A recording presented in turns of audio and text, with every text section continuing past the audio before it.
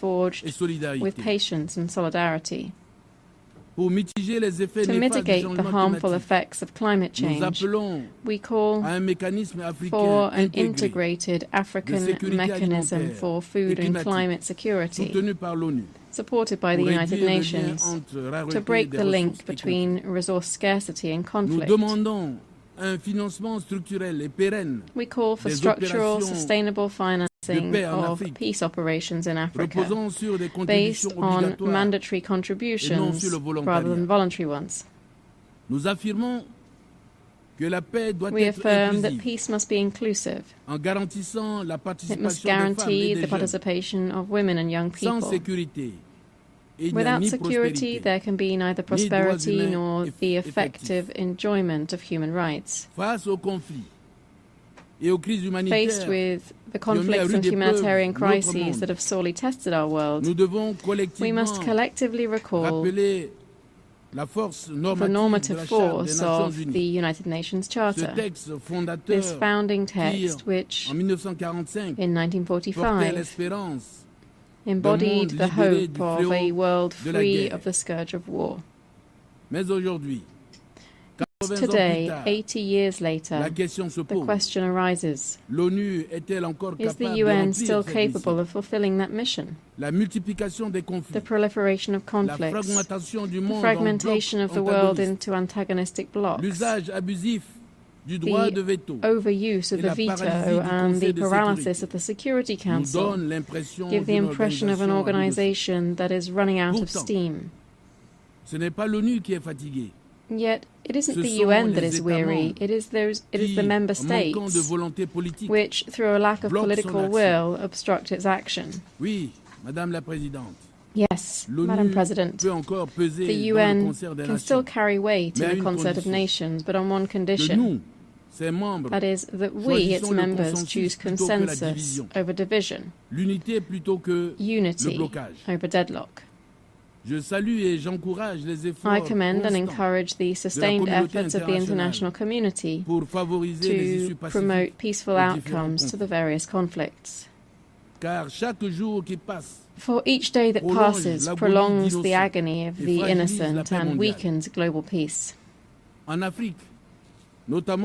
Africa, particularly in Sudan, unresolved conflicts are tearing apart a sister people and risk transforming our continent into a mosaic of fragmented states, unable to ensure stability or meet the needs of their citizens. This prospect is unacceptable. Africa calls for urgent mobilization, not to further militarize our land, but to invest in peace, mediation, and inclusive dialogue. It's for this reason that my country supports the Quad Declaration initiated by Egypt, Saudi Arabia, the United Arab Emirates, and the United States of America concerning the restoration of peace and security in Sudan. In my own country, the Central African Republic, we've chosen the path of dialogue. La politique de la main tendue a permis, à travers la réconciliation et la confiance restaurée, reconciliation has led to restored trust and the self-disbandment of almost all the armed groups. This choice was not an easy one. It would have been simpler to give in to the logic of weapons, but we preferred the boldness of forgiveness, patience, dialogue, and the force of consensus. Our experience shows that it is possible to substitute a dynamic of sustainable peace to a cycle of hatred. The Central African Republic, which was once considered as a place of violence, today is an example that it is possible to bring about a return of peace instead of war. Thanks to restored peace, we are today preparing for general elections in December 2025 that we want to be democratic, inclusive, and transparent, to consolidate the democratic consolidation of the country that was began in 2016. We think that this model can be studied and strengthened as an example of African good practices in the framework of the United Nations and the African Union. This example of good practice requires courageous political action, reforming the UN, reforming the world financial architecture, establishing a global prevention fund, strengthening the role of regional organizations, mobilizing major powers, not to divide but to unite. The Central African Republic, based on this valuable experience, is ready to share its experience in building a world order based on justice, human dignity, and respect for international law. But peace cannot suffice without development. The 2030 Agenda for Sustainable Development remains our roadmap.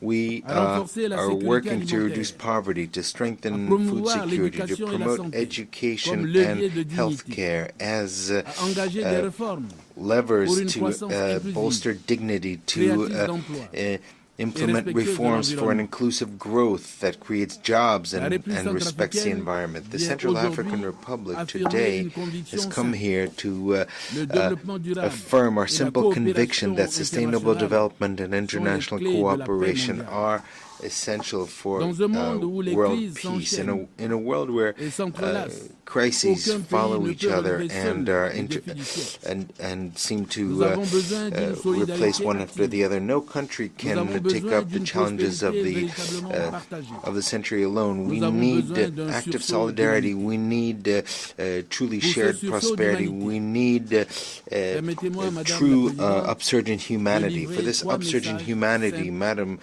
President, allow me to deliver three simple but essential messages. First of all, inclusive development is a weapon of prevention.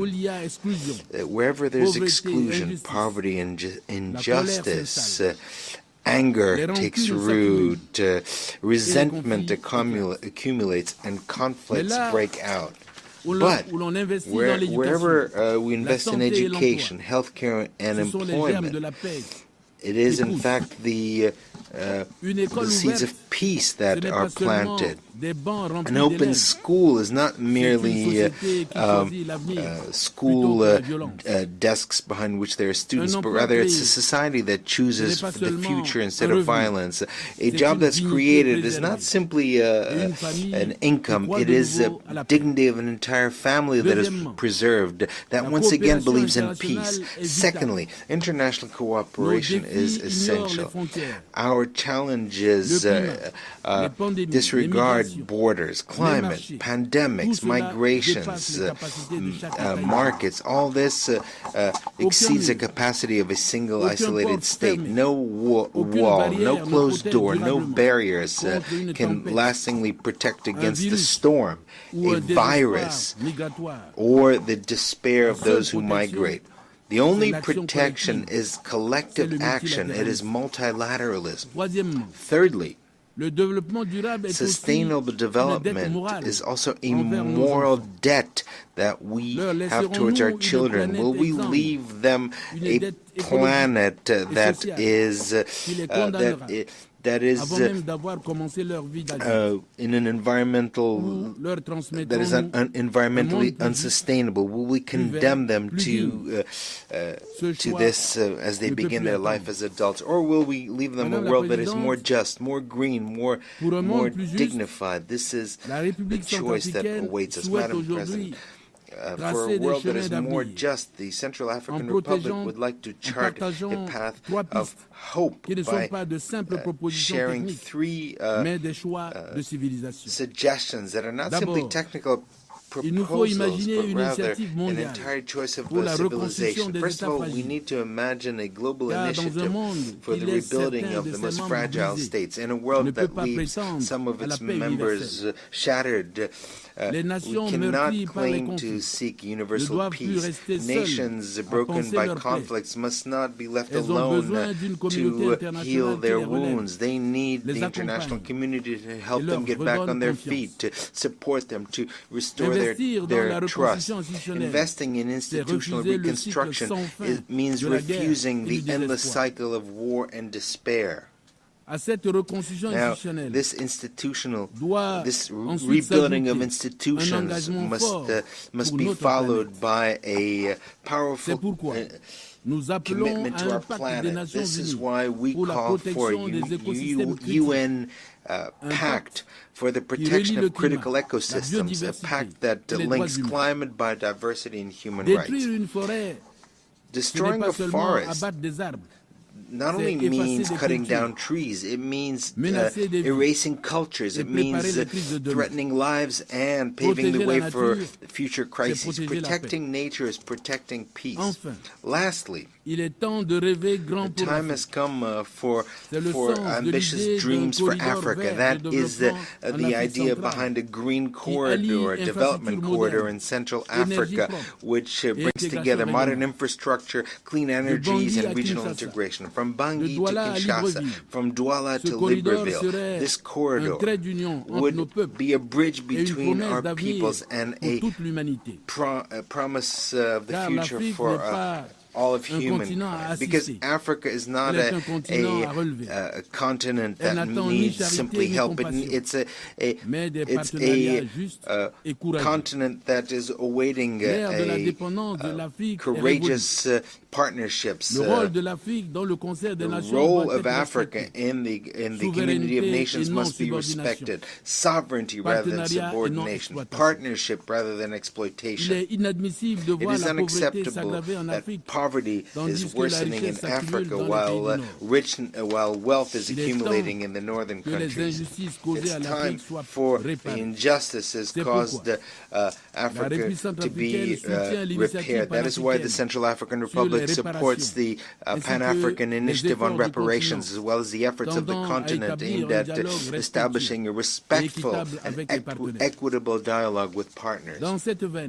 Along these lines, my country supports the initiative for global governance launched on the 1st of September of this year by China, and that is the continuation of global initiatives for development, security, and civilization, stressing the need for the development of a more just and more equitable system of international governance. Madam President, we all agree on the principle of sustainable development. However, two obstacles stand in that way: financing and the distribution of responsibilities between the North and the South. On these 2 points, it's time for us to speak the truth. Each one should bear the burden based on their historic responsibilities, because solidarity is not a moral option, it is a political obligation. That political obligation implies that sustainable development is the very condition of our common future. The Central African Republic, in spite of its modest means, but strong with its unshakable political determination, is ready to take its place in this collective combat. We know that we're vulnerable. However, we also know that our vulnerability gives us a single voice, a voice that reminds the world that peace, justice, and solidarity are not mere far-off promises, but rather urgent choices to be made here and today. On this 80th anniversary, the Central African Republic reaffirms its unshakable attachment to the values embodied by the United Nations. However, we would like to underscore that these values cannot be ensured without a profound reform of the multilateral system, and in particular of the United Nations Security Council. Its current composition has become obsolete and even illegitimate. 80 years ago, when the United Nations was born, Africa was not free. Most of our countries still were living under colonial control. Our voice did not count at the time. Today, Africa is 1,400,000,000 inhabitants. In 30 years, there'll be 2,500,000,000. One human being in 4 will be African. Africa will be the youngest continent, and the one that will play a decisive role throughout the century. And yet, not a single permanent seat in the Security Council belongs to Africa, not a single one. How can we speak of international justice and security when the continent of tomorrow is treated as though it was the continent of the past? The Central African Republic brings to you the voice of Africa to say, enough. Africa must have 2 permanent seats with the right to veto, not as a favor to it, but as a measure of justice, not as a privilege, but as a need. We propose also the establishment of a global charter for digital governance and ethical artificial intelligence so that human rights are protected in the digital sphere. We call on the establishment of a global index of equity and democratic resilience, in addition to GDP, to measure dignity, to measure justice and inclusion. My country is already acting within its means. We have validated our 3rd national report on Resolution 1325, Women, Peace and Security. We have updated our follow-up plan of Beijing Plus 30. We're strengthening national accountability mechanisms to put women, young people, and the most vulnerable at the heart of public policies. On this 80th anniversary of the UN, let us recall the vision of its founders to substitute the force of the powerful by the force of law and to build a future of dignity for all. Thank you very much. Je remercie le président de la République centrafricaine. I thank the President of the Central African Republic.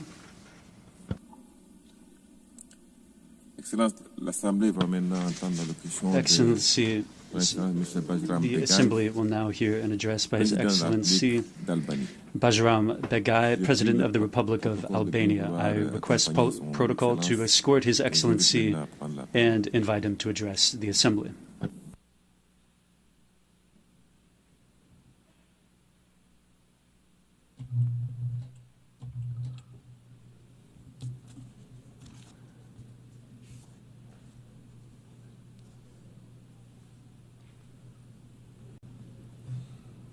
Nderuar zonja Presidente e Asamblesë, nderuar drejtuesi seancës, Madam President, Honorable and Excellencies, it's an honor for me to address the General Assembly today on behalf of the Republic of Albania on this important anniversary of the United Nations. It is also a special, significant moment for my country as we mark the 70th anniversary of our membership in the United Nations.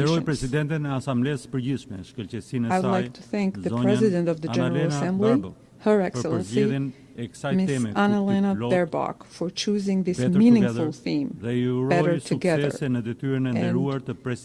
extend to her best wishes for her success in her esteemed role presiding over the 80th session of the United Nations General Assembly. I also would like to express my gratitude to the Secretary General, Mr. Antonio Guterres, for his leadership, for his service to the United Nations, and for his unwavering commitment to upholding the UN Charter and its core values. Ladies and gentlemen, the 80th anniversary of the United Nations is a powerful reminder of the vision that inspired the creation of a world in which nations choose dialogue and cooperation. It is also an opportunity to renew our commitment to the values embodied in the UN Charter: peace, equality, and cooperation among nations, to choose cooperation over conflict, dialogue over division, and solidarity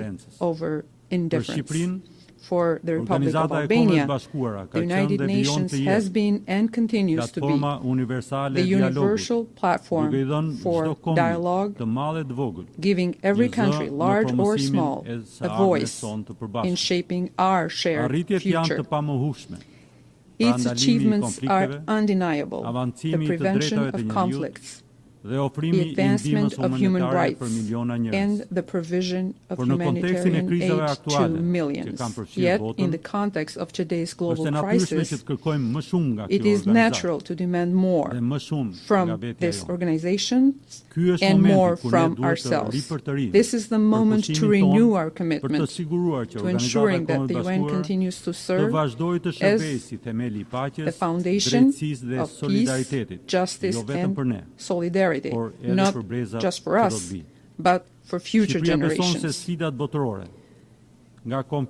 Albania believes that global challenges, from conflicts and terrorism to climate change, artificial intelligence, and economic insecurity, are not only complex, but also deeply interconnected. Humanity, therefore, needs more multilateral cooperation. As a member of the United Nations, a member of NATO, and a proud European nation, the Republic of Albania is well positioned to contribute to the strengthening of international peace and security. We support a global order in which conflicts are resolved through sustainability. Societies are strengthened by solidarity, and peace is built and maintained on foundations of trust, cooperation, and progress. Albania remains firmly committed to the UN Charter and will continue to contribute to peacekeeping missions, humanitarian efforts, and the building of a world in which disagreements are resolved through dialogue and diplomacy. Madam President, for nearly 4 years, our organization's credibility has been tested by Russia's aggression against Ukraine. Albania has stood in full support of Ukraine's sovereignty, independence, and territorial integrity, and has consistently condemned Russia's violations of the United Nations Charter and international law. We condemn Russia's continued attacks across all of Ukraine. At the same time, we recognize and value diplomatic efforts under the leadership of President Trump aimed at achieving a just and lasting peace in full respect of Ukraine's sovereignty, independence, and territorial integrity. Albania is equally committed to peace, security, and stability in the Middle East. The war in Gaza must end. All hostages must be released immediately, and the dire humanitarian situation must be addressed urgently. We express our support for the efforts of the United States, Egypt, and Qatar in implementing the ceasefire agreement in all its phases, with the aim of reaching a permanent end to hostilities.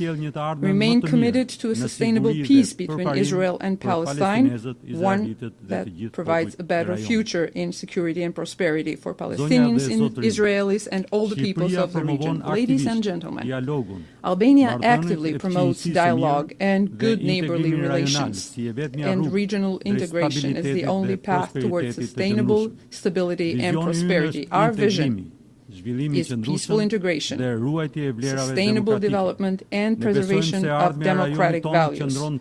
We believe that the future of our region lies in cooperation, not conflict, in shared progress, not rivalry. In this spirit, Albania stands ready to cooperate with all its neighbors to ensure that the Western Balkans becomes a zone of peace, development, and opportunity, contributing positively to Europe and to the wider international community. The newest state in our region, the Republic of Kosovo, is increasingly contributing to peace, dialogue, and coexistence in the Western Balkans. 17 years after declaring its independence, Kosovo has demonstrated through its actions that It is a responsible member of the international community, committed to peace, stability, and democratic values, with strong institutions and a vibrant population. Its contribution to regional and broader cooperation is undeniable. And yet, Kosovo's seat in this assembly remains unjustly empty. Recognition of Kosovo's independence and support for its membership in the United Nations and other international organizations is an act of justice, a step towards consolidating the peace in the Western Balkans. Albania asks, calls for the rights of Albanians in the Preševa Valley to be respected, that they not be discriminated against, but rather integrated, that the Albanian language be used, and that their culture, values, identity, and traditions be protected and promoted. Madam President, my country's journey from isolation to Euro-Atlantic integration, from dictatorship to freedom and human rights, proves that dialogue, partnership, and shared values can transform societies. Today, Albania is closer than ever to realizing its long-held dream of joining the European Union. Following the opening of accession negotiations, we are advancing our reforms at full speed, aiming to complete the negotiations by 2027 and become a full member of the EU by 2030. Our path toward the EU is not merely a political ambition. It is deeply rooted in the values we uphold: democracy, human rights, and the rule of law.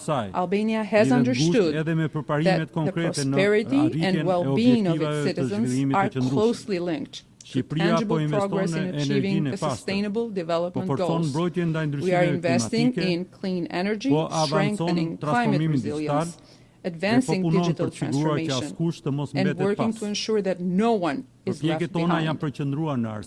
Our efforts are focused on education, healthcare, gender equality, and youth empowerment, because inclusion is the only path to sustainable development. Last year, we endorsed the Pact for the Future as a guiding framework to revive multilateral cooperation. Now, we must turn words into action, turning commitments into concrete progress on peace and security, sustainable development, climate, digital cooperation, and protection of human rights. The Republic of Albania stands ready to work with all member states to ensure that the Pact for the Future becomes a guiding light for a fair, more sustainable, and more united world.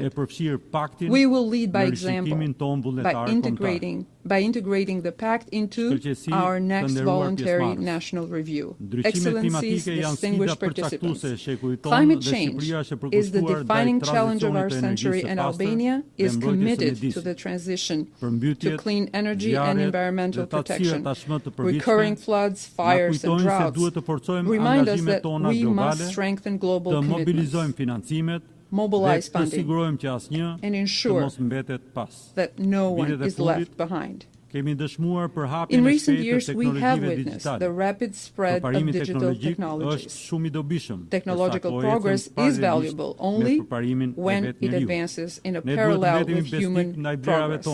We must remain faithful to our values, placing technology at the service of humanity. No matter how advanced, the problems of this world cannot be solved by artificial intelligence alone, but by human intelligence and compassion. The digital age must be guided by international cooperation, ethical standards, and respect for human rights. For Albania, digital transformation is a national priority. We have undertaken ambitious reforms to digitize public services, increase transparency, and fight corruption. Albania is proud to co-lead with Kenya the review process of the World Summit on the Information Society, and will work with all member states to ensure a successful outcome. Madam President, Human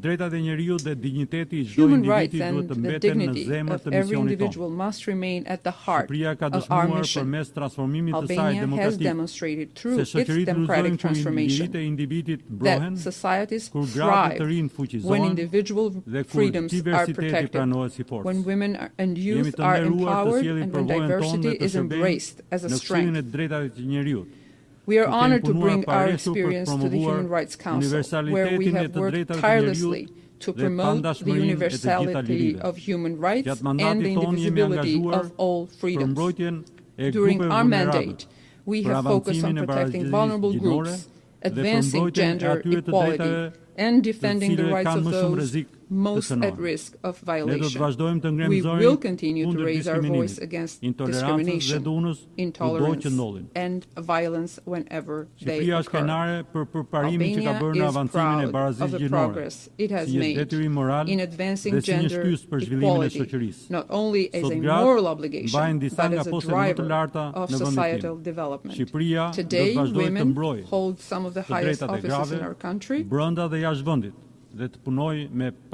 in and outside of the country, and works closely with partners to make equality a tangible reality for all. No country can envision a better future without placing youth at the heart of national strategies. Through reforms in education, digital transformation, and employment, Albania is working to expand opportunities for young people to learn, innovate, and participate fully in society. We believe that investing in youth is the most effective investment for peace, prosperity, and sustainable development.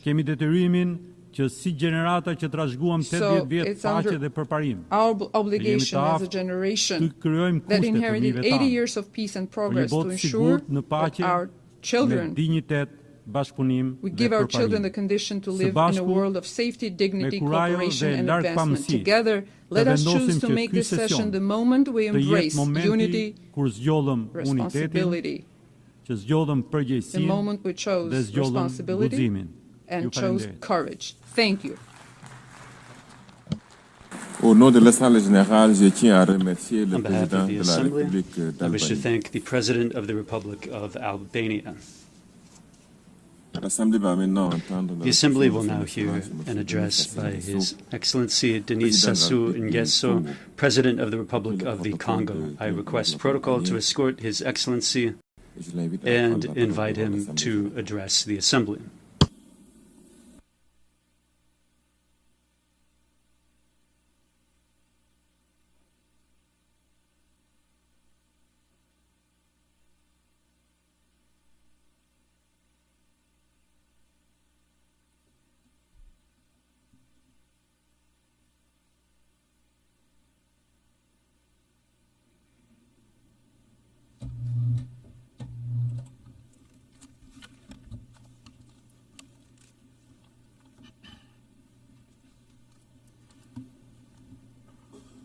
Madame la Présidente de l'Assemblée générale, President of the General Assembly, Monsieur le Secrétaire général, Secretary General of the United Nations, Mesdames et Messieurs, les chefs the d'État heads of et state de gouvernement, and government, distingués délégués, distinguished delegates, Mesdames et Messieurs, ladies and gentlemen,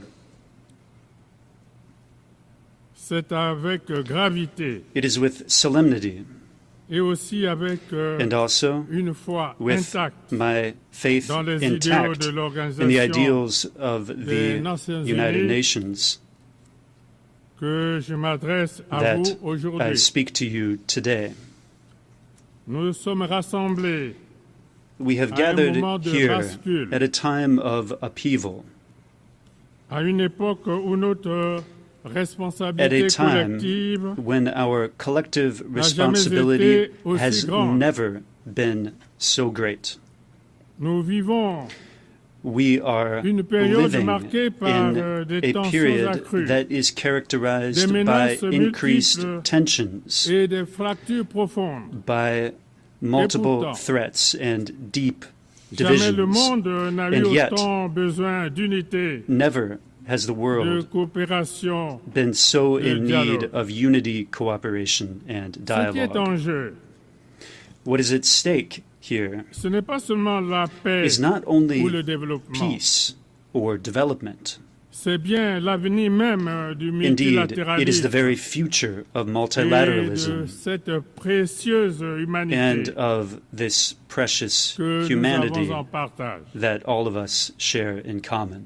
Il y a 80 ans, 80 years après les ago, horreurs de la in the Seconde wake Guerre of the mondiale, horrors of the Second World War, les fondateurs des Nations Unies the founders of the United se Nations réunissaient avec met la ferme and came intention together with the firm d'établir intention un ordre of international crafting juste et a durable. fair and sustainable international order. Ils rêvaient d'un monde They dreamed où of la a world coopération et where la cooperation solidarité and seraient solidarity les maîtres mots. would be the Un monde most où la important diplomatie words.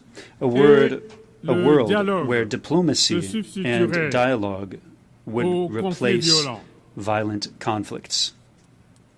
Leur projet était ambitieux. Their plans were ambitious. Il demeure totalement d'actualité. They remain fully relevant.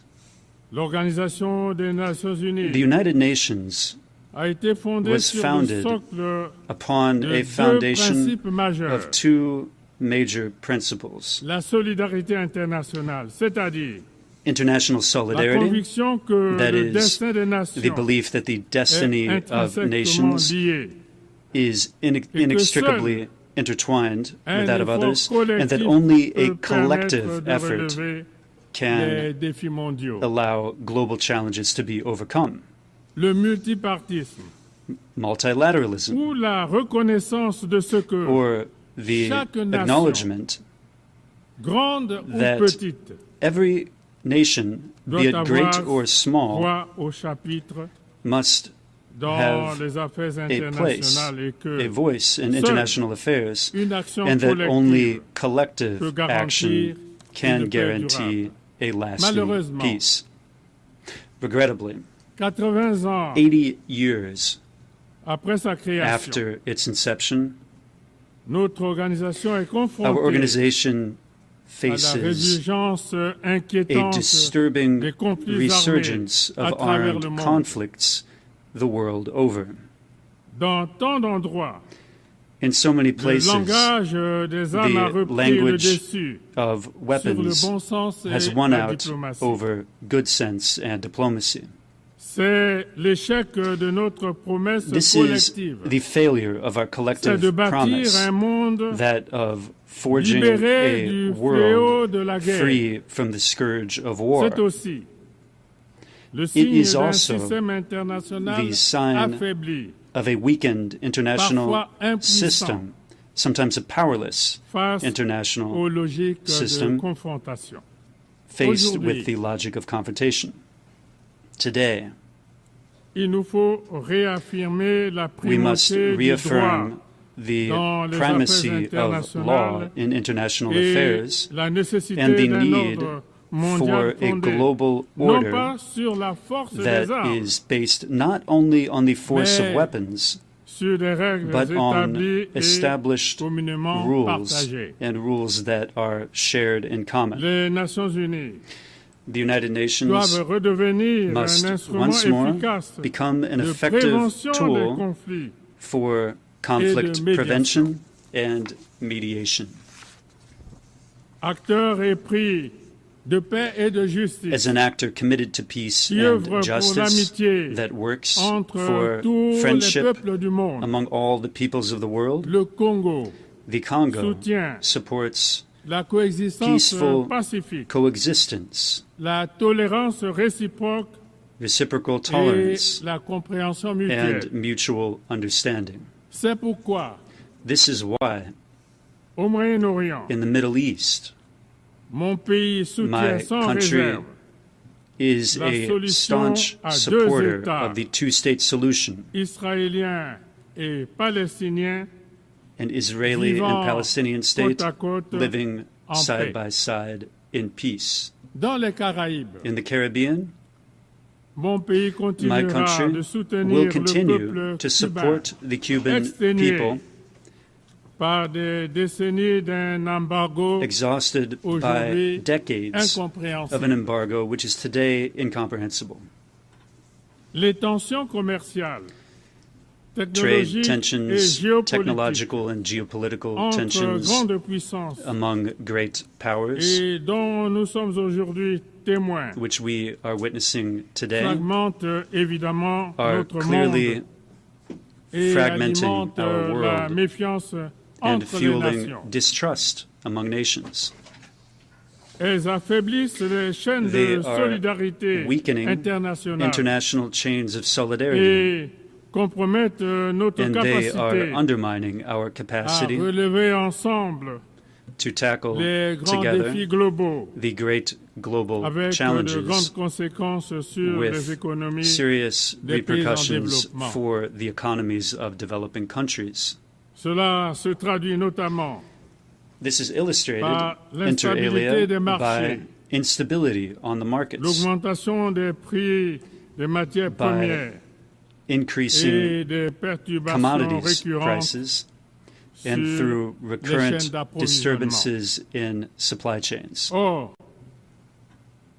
pour compréhensible Now, qu'elle puisse as être, understandable as it may be, la compétition économique economic ne devrait competition pas se must transformer not en transform une confrontation into systémique. systemic confrontation.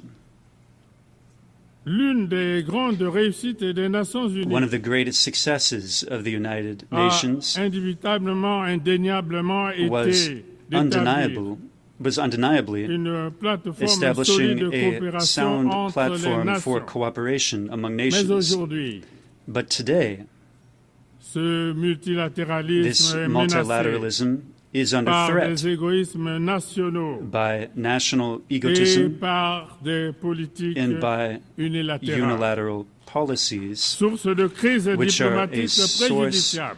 of harmful diplomatic Cette crises. tendance doit être This inversée tendency needs to be rolled back. parce que les défis mondiaux This is que nous because the affrontons, global challenges that notamment we le face, changement climatique, in particular les climate pandémies change et pandemics l'insécurité and alimentaire, food insecurity, nécessitent une require réponse a mondiale global response solidaire, that shows cohérente et solidarity, concertée. coherence, and which is La République concerted. du Congo, The Republic of the la Congo République du Congo croit fermement firmly qu'une believes organisation des Nations Unies plus forte that a stronger et plus efficace and more effective est la United condition Nations indispensable is the pour crucial préserver condition la paix for et preserving garantir peace le développement and durable. guaranteeing sustainable C'est development. pourquoi nous en Hence, appelons à une we call réforme for a de ces organes, reform à of its commencer bodies, par son Conseil de starting with sécurité, its Security Council, afin de les rendre This plus représentatifs so as to make these bodies more transparent representative, et more plus transparent, proches des and réalités de closer notre to monde. the realities of our world. On le voit bien.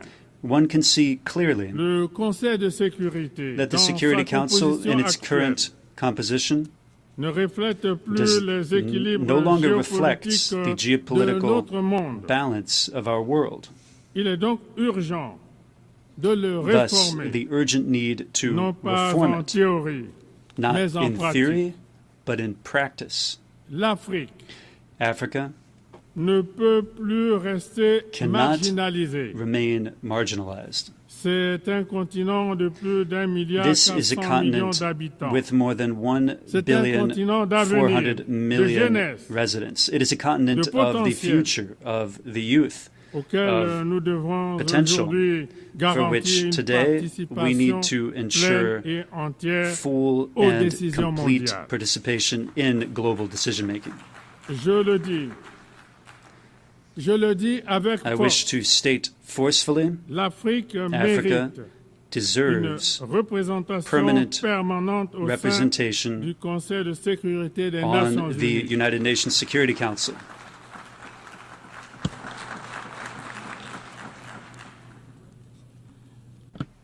Pas en tant que bénéficiaire d'une Not faveur, as the beneficiary of a favor, but as a legitimate partner. This is the solemn call that the Republic of the Congo wishes to sound from this high rostrum. We must invent a smarter multilateralism, a more effective multilateralism, one that is closer to the aspirations of the people and one that is more representative of the realities of the 21st century. This multilateralism also needs to be made manifest through concrete acts, through tangible results, and through sustainable solutions. The peoples of the world will not judge us by our speech, but rather by what we succeed in accomplishing together. Madam President, ladies and gentlemen, there can be no lasting peace without development, and the opposite is true as well. Poverty, inequality, youth unemployment, exclusion. This is the ground that produces frustration, instability, and violent extremism. We must honor our commitments for the financing of these sustainable development goals and put an end to the machinery that strangles vulnerable economies, such as unsustainable debt or unfair trade rules. International solidarity remains vital to allow for developing countries to successfully weather their transition toward a more prosperous future. This is the reason why we need to invest massively in education, in health, agriculture, infrastructure, new technologies, artificial intelligence, inter alia. The climate is a very big challenge today. It goes beyond all borders, beyond all divisions, and beyond all ideologies. It is already striking our cities, our countrysides, and our ecosystems. It is exacerbating conflicts, destroying cultures that have been around for millennia, and it is compelling entire families to tread the path of exile.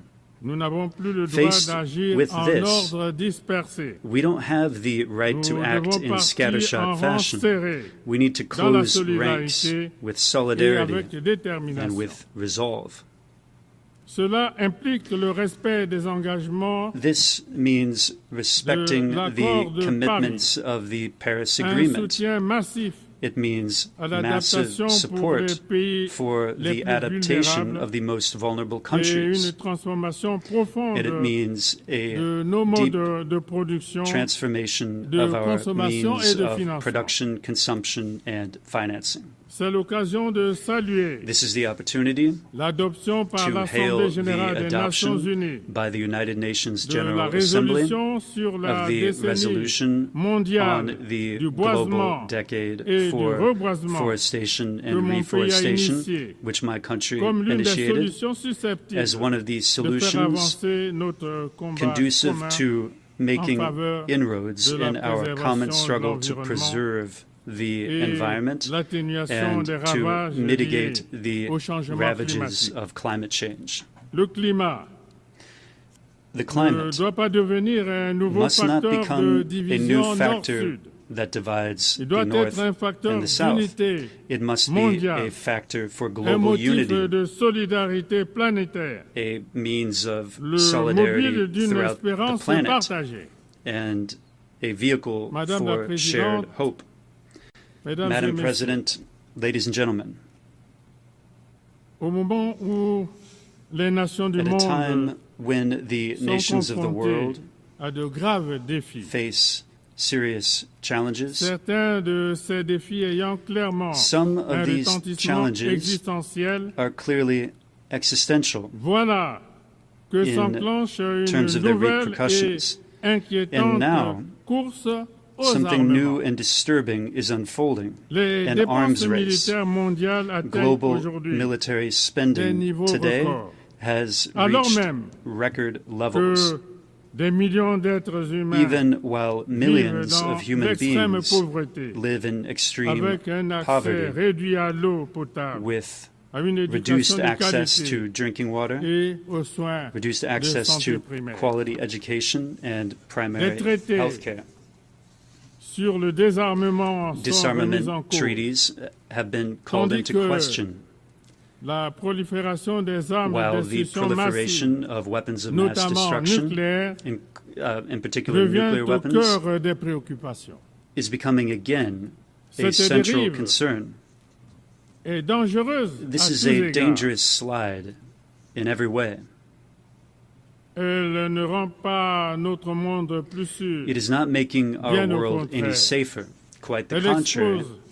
It is exposing the world to the most serious jeopardy, including the risk of a generalized conflagration which could rage out of control completely. Faithful to its commitment to peace and international security, the Republic of the Congo reiterates its call for global disarmament. The time has come for all of us to invest in searching for solutions that strengthen our collective security, stability, and the prosperity of all peoples. This instead of fueling the vicious and destructive cycle of conflicts and violence. Madam President, ladies and gentlemen,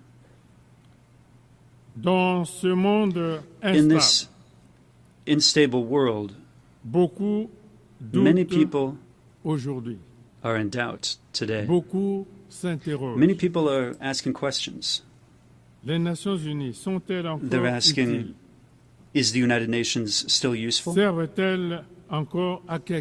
Is the United Nations still good for anything? For them, I wish to respond from this high rostrum and say clearly, yes, yes, the United Nations is crucial, but provided one condition is met, namely that the United Nations succeeds in evolving, in reforming itself, in moving closer to the people, and provided it responds concretely to the myriad challenges of the present moment. We are not condemned to war, to retreat, and to distrust. We still have the choice. The choice of courage, solidarity, and responsibility.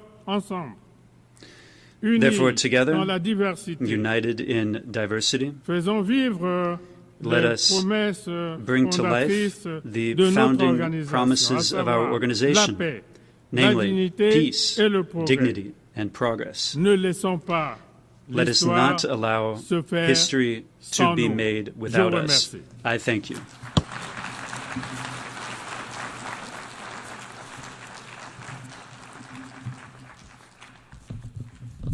Of the Assembly, I wish to thank the President of the Republic of the Congo.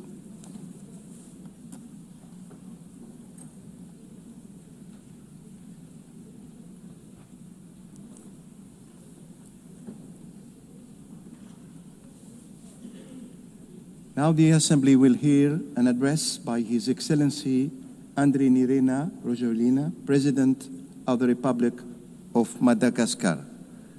I request kindly the protocol to escort His Excellency and invite him to address the Assembly.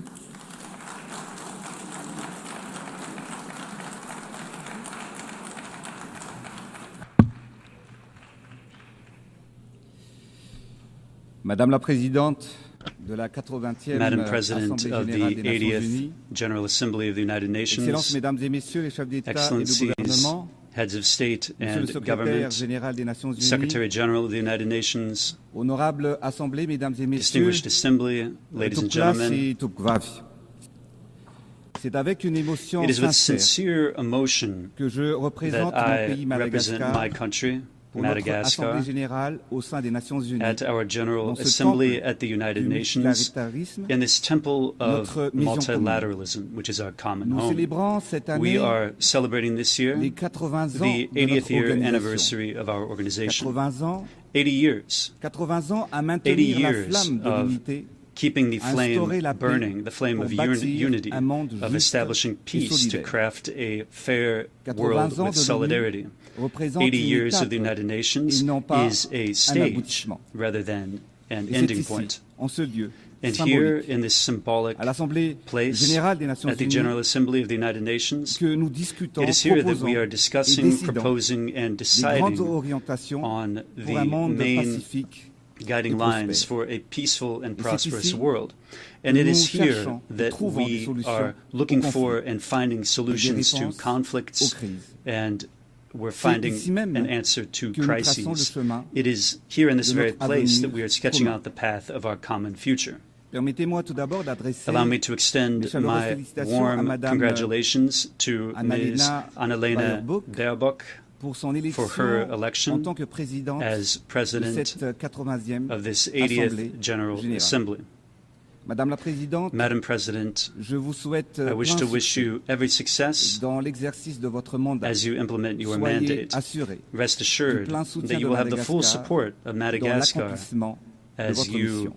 carry Je out your voudrais mission. également saluer le secrétaire I also général des wish Nations to Unies, hail the Secretary General dont of the United l'engagement et le Nations, leadership whose nous commitment rappellent and notre leadership mission, remind qui us est de of our placer mission, l'humain which is to au put cœur de human nos actions. beings at the heart Mesdames et of messieurs, all of our actions.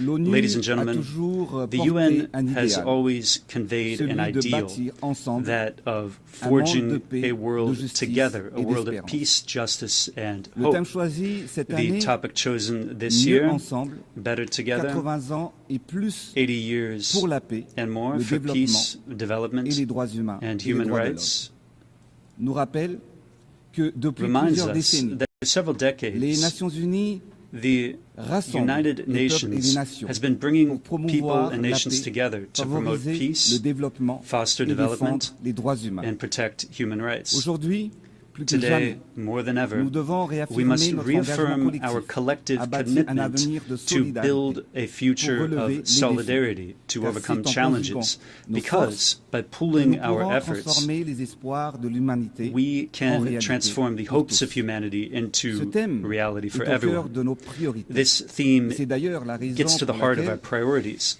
dès And la this is proclamation de notre why, indépendance, il since y a the 65 ans de proclamation of cela, our independence 65 years Madagascar ago, a adhéré Madagascar l'ONU. joined the United Cela Nations. traduit This la shows conviction my de mon country's pays belief envers les idéaux in the de paix, ideals of de peace, solidarité et de solidarity, coopération and entre nos cooperation among prônés people, par notre charte. the ideals Aujourd'hui, pour renforcer encore championed plus in the cette Charter. conviction, Today, to et pour la further continuité strengthen des this actions du conviction système des and in order Nations to Unies ensure à the Madagascar, continuity of the work of the nous United allons Nations in mettre à Madagascar, disposition we are going plusieurs to milliers de mètres carrés de provide bureaux several afin thousand d'accueillir square un meters of hub office space pour so une as to présence host a élargie hub des Nations Unies for a sur le larger territoire presence of the malgache. United Nations on the Les territory of défis Madagascar. ont évolué, The mais nous challenges continuons have de evolved, mesurer la but force de cet we héritage have et continued la to nécessité d'adapter les appreciate the réalités force quotidiennes. of this heritage Pour and the ne need to citer que adapt to les everyday fractures realities. économiques, les inégalités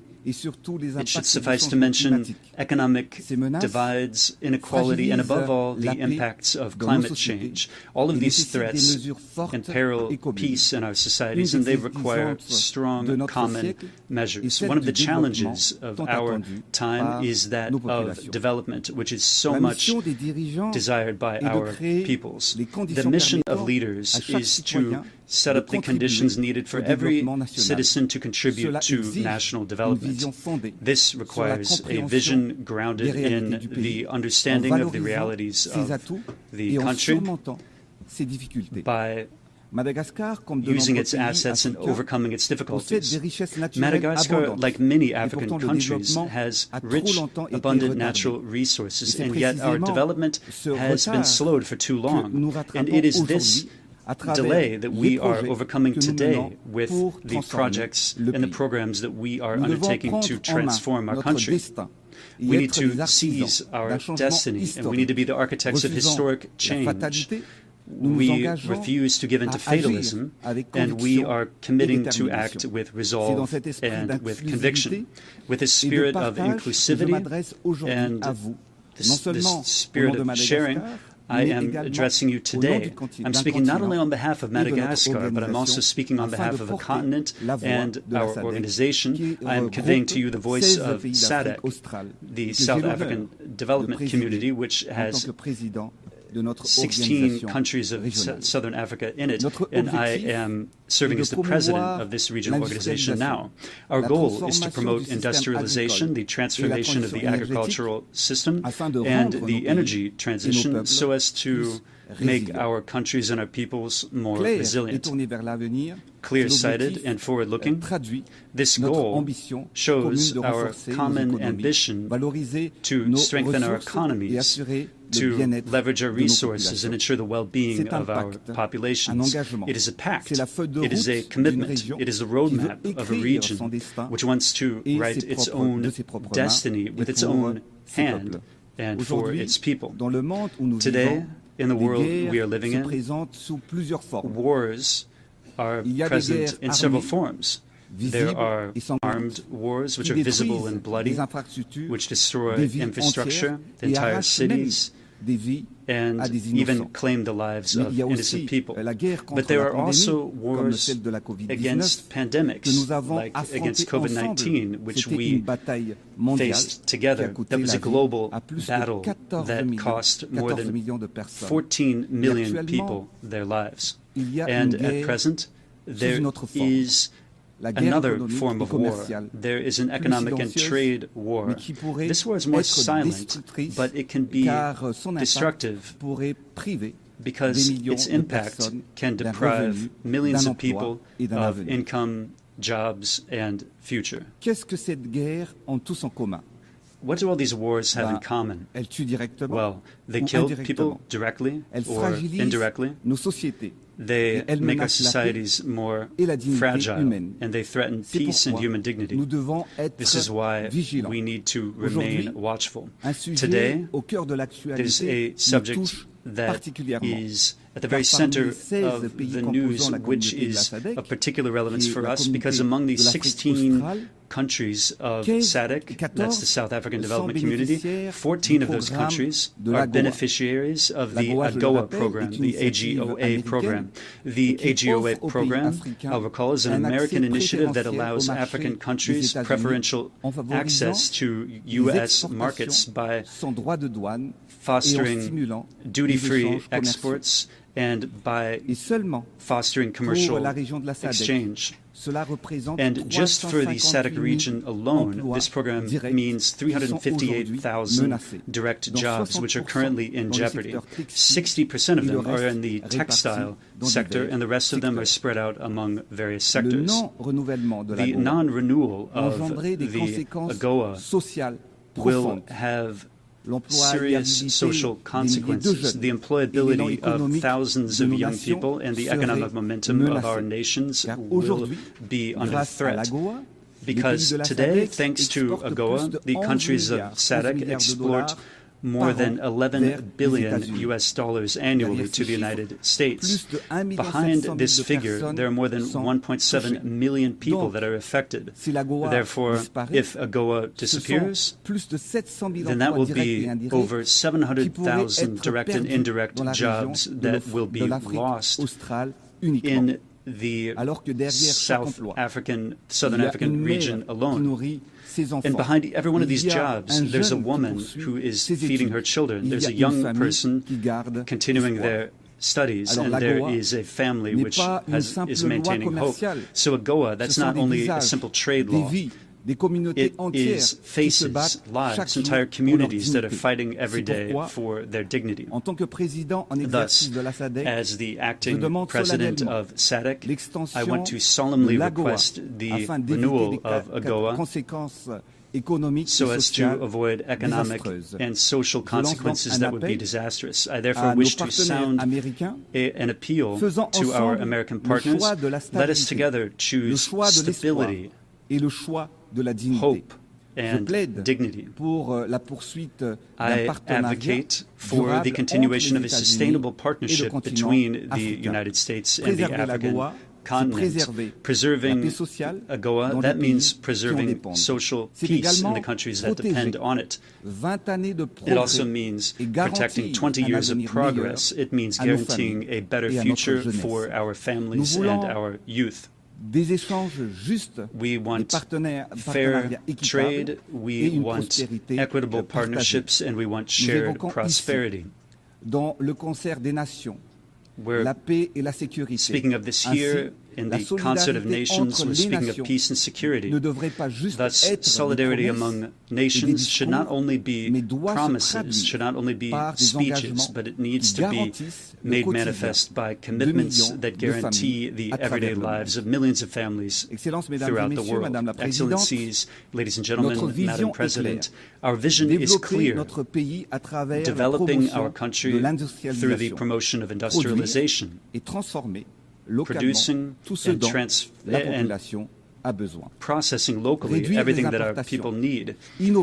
We need to reduce imports, innovate, build factories and value chains that are capable of generating decent, lasting jobs. In Madagascar, over the last 5 years, we have moved forward by building infrastructure and semi-industrial parks throughout our territory so as to spur growth.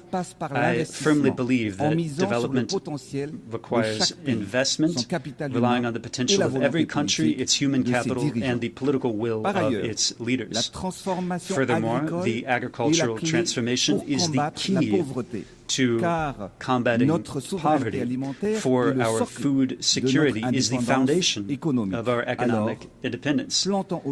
Therefore, let us plant today the seeds of prosperity and autonomy so that tomorrow our people can feed themselves. In Madagascar, in the area of agriculture, we have supported the transformation and the sale of local products. We have started the process of mechanizing our agriculture, and we provided assistance to our farmers by providing them with seeds, with improved seeds and inputs. Our goal is to double or even triple agricultural yields, moving from 3 to 9 tons per hectare, so as to achieve food sufficiency. Ultimately, there is no development without reliable, accessible, and affordable energy. In Madagascar, we are in the process of accelerating the energy transition to achieve energy production that is 70% green by 2028. In order to do this, we are going to tap our massive capacity that we have in solar, wind, and hydroelectric energy. As you know, today, still in many African countries like Madagascar, the production of electricity relies mainly on thermal plants. This dependency on fossil fuels has an enormous economic cost. Thus, investing in renewable energies is not only an obligation, but it is a duty for a sustainable, inclusive future. In 6 years alone, the rate of access to electricity in my country moved from 24% to 40%. Major headway has been made, but we are aware that much remains to be done. We're going to further step up our efforts to increase the production of clean energy so that isolated rural populations are not left behind. In this context, the collaboration with the United Nations system is playing a crucial role by prioritizing impactful projects for rural communities. These initiatives are illustrative of the desire to build an energy future that is more equitable, sustainable, and innovative. And finally, building modern infrastructure that is an essential stage for the economic and touristic development of the country. From the east to the west, from the north to the south, Madagascar is transforming. We've started the project of building the first highway of our country that links Antananarivo to the large port in the east of the island. We've modernized transport, public transport in our capital through building cable cars and by establishing urban trains. This has unburdened the city by transporting more than 40,000 passengers every day at full capacity, thus taking 2,000 vehicles out of traffic on a daily basis.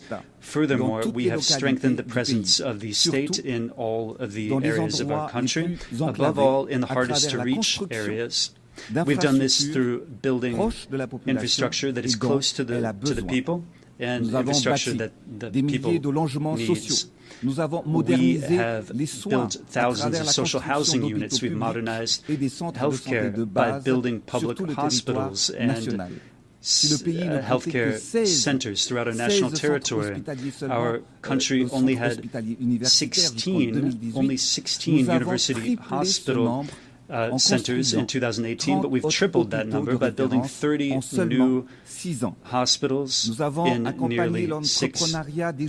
only 6 years. We are bolstering the entrepreneurship of young people and women to ensure their empowerment. We've built stadiums and sporting facilities which have become places for cohesion, national pride, and emancipation for young people. Furthermore, we held the Youth Connect Summit in November. We'll be doing that in November, and that will fit into the framework of this commitment for the youth through equality and inclusion. And we want to invite everyone to participate in this event in great numbers. Finally, from the standpoint of social protection, over $250 million has been transferred directly to the most vulnerable families to improve their everyday lives. These achievements convey our desire to build a country that shows solidarity, a country that is connected and looks toward the future, but the demographic issue remains a variable that needs to enter the equation. We need to change the structure of the population because the current demographic growth is out of proportion to our economic growth. In some regions, young girls who are under the age of 18 are already mothers, and the majority of women have an average of 5 or even 8 children to take care of. They have more difficulty feeding them, bringing them up, caring for them, and educating them properly. This is why we have intensified our family planning program in order to get the birth rate under control and transform a population which is currently dependent into a population that is active and economically productive. Demography is thus becoming an asset for Madagascar and not an impediment to development. Excellencies, ladies and gentlemen, Madam President, we need to offer a better future to our children. So we need to protect the planet that is their home. Madagascar is a sanctuary of nature with 5% of its global biodiversity and 80% of endemic species. We absolutely need to protect this biodiversity. And like other areas of the world, these treasures are in jeopardy. Faced with deforestation and climate challenges, island countries like ours are undergoing the consequences of planetary warming. Cyclones have become increasingly frequent, coming one after another, and they're more and more devastating. Flooding has destroyed our fields, and it has threatened our harvests and the incomes of our farmers. Madagascar is one of the countries that is the victim of the repercussions of climate change. Our planet is burning, our ecosystems are degrading, while action and financing is not forthcoming. It is high time to move to action. We all know the facts. Right now, let us act together. This is why we wish to sound a call once more for climate justice, so that polluting countries can live up to their responsibilities, and so that the promised financing for adaptation is actually provided, so these promises are kept. We reaffirm our commitment to the preservation of this common heritage with a program of massive reforestation by planting millions of trees every year. Thus, Madagascar joined the coalition of carbon-neutral countries known as G0, and we are positioning ourselves as a model actor. We've also strengthened the protection of our protected areas. Our ambition is to restore our forests and develop the green and blue economy. Excellencies, dear leaders, Excellencies, ladies and gentlemen, Madam President, here and now from this august rostrum, I call for unity and action. This is not a time for reflecting. It is a time for concerted strategies. This is not the time for dependency, but rather for sovereign affirmation. This is not a time for sluggishness, but rather for acceleration, for boldness, and for effectiveness. Our mission, this is our reason for being. It is our destiny, a destiny that aims to improve the everyday lives of citizens and which affects every life, every child, every mother.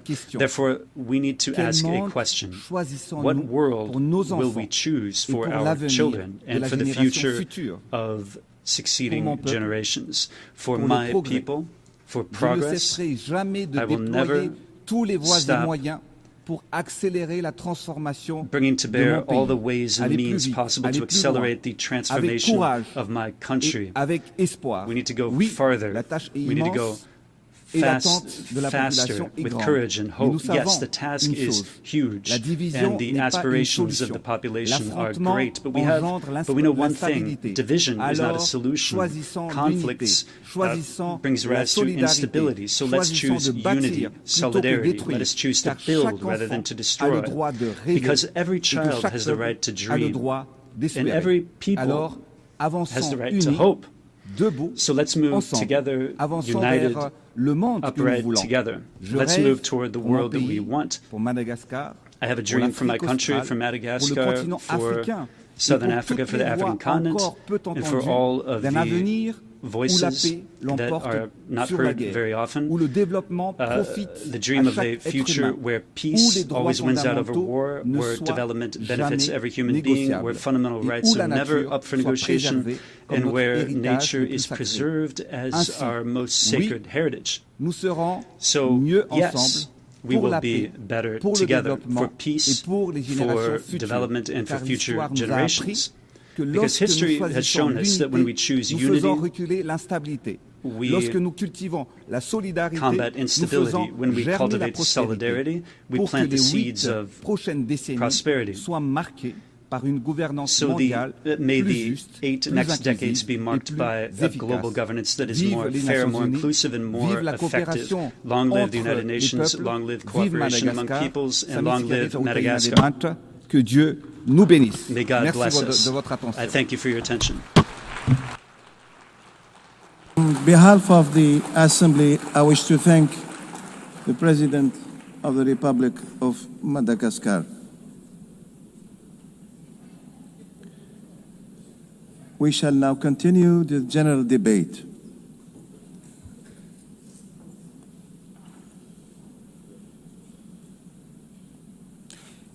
The Assembly will hear an address by His Excellency Kashim Shettima, Vice President of the Federal Republic of Nigeria. I request the protocol to escort His Excellency and invite him to address the Assembly.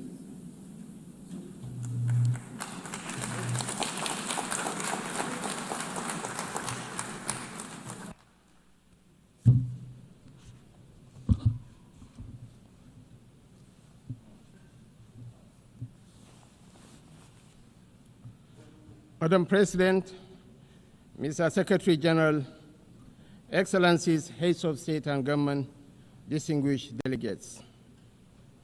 The chaos that shadows our world is a reminder that we cannot afford the luxury of inaction. We will have been consumed by our differences had there been no community such as this to remind us that we are one human family. Even in our darkest hours, we have refused to be broken. This community was born from the ashes of despair, a vehicle for order, and for the shared assurance that we could not afford to falter again. Our belief in this community is not a posture of moral superiority, but an undying faith in the redemption of humanity. It is, therefore, with profound humility that I stand before you today as Vice President of the Federal Republic of Nigeria on behalf of President Bola Ahmed Tinubu to renew this pledge on behalf of my country. Madam President, Nigeria joins the Committee of Nations in congratulating you on your election as the President of the General Assembly for the 88th session, and assure you of our unalloyed support during your tenure. I commend your predecessor, my brother, His Excellency Philemon Yang, and the Secretary General, His Excellency Antonio Guterres, for their outstanding stewardship and unifying leadership during these extraordinary times. This anniversary must not be a sentimental retreat into nostalgia. It must be a moment of truth, a pause to measure where we have stumbled and how we might have done better in turning our values into action that meets the demands of today. We are here to deliver a world of peace and development where the respect for human rights is paramount. We must recalibrate the delicate balance between our roles as sovereign governments and our duties as collective partners to renew multilateralism in a world that has evolved far beyond what it was in 1945. The pace of change across borders is a force without pause. It manifests in the tools of technology, in the movements of information and finance, in the corrosive ideologies that preach violence and division, in the gathering storm of the climate emergency, and in the tide of irregular migration. We must own this process of change. When we speak of nuclear disarmament, the proliferation of small weapons, Security Council reform, peer access to trade and finance, and the conflicts and human suffering across the world, we must recognize the truth. These are stains on our collective humanity. For all our careful diplomatic language, the slow pace of progress on these hardy perennials of the UN General Assembly debate has led some to look away from the multilateral model. Some years ago, I noticed a shift at this gathering. Key events were beginning to take place outside this hall, and the most sought-after voices were no longer heads of state. These are indeed troubling times. Nigeria remains firmly convinced of the merits of multilateralism. But to sustain that conviction, we must show that existing structures are not set in stone. We must make real change, change that works, and change that is seen to work. If we fail, the direction of travel is already predictable. We are here to strengthen the prospects for peace, development, and human rights. Madam President, I want to make 4 points today to outline how we can do this. 1, Nigeria must have a permanent seat at the UN Security Council. This should take place. This should take place as part of a wider process of institutional reform. 2, we need urgent action to promote sovereign debt relief and access to trade and financing. 3, countries that host minerals must benefit from those minerals. And 4th, the digital divide must close. As our friend, the Secretary General, has said, AI must stand for Africa included. On my first point, the United Nations will recover its relevance only when it reflects the world as it is, not as it was. Nigeria's journey tells this story with clarity.